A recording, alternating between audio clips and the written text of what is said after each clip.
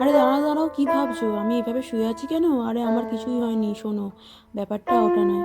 তো চলো তোমাদের তাহলে ব্যাপারটা বলি কি হয়েছিল। ব্যাপারটা হলো কি, আজকে ছিল আমাদের এখানে রক্তদান শিবির। আর রক্তদান মানে জীবনদান, তাই রান্নাটা ঝটপট বন্ধ করে দিয়ে চলে আসলাম নিচে। আর এই হলো আমাদের বিকে স্ট্রিট সার্বজনীন শ্যামা পূজা কমিটির ক্লাব। তো এই কমিটির তরফ থেকে আজকে এই অনুষ্ঠানটি অনুষ্ঠিত হয়েছিল। তোমরা তো দেখতেই পাচ্ছ এখানে এখনও রক্ত দিচ্ছে।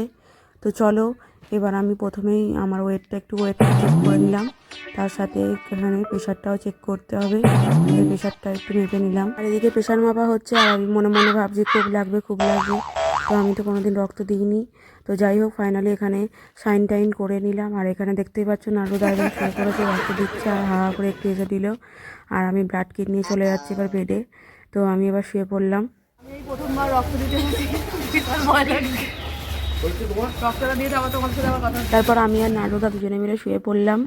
দুজনে মিলে রক্ত দিতে শুরু করলাম। আর আমার শরীরের মনে বিশাল রক্ত ছিল, বর হেভি খাইয়েছে, তাই হেভি শরীরে রক্ত ছিল, তাই ফ্লোটা খুব ভালো ছিল, ঝটপট আমার রক্ত নেওয়া হয়ে গেল।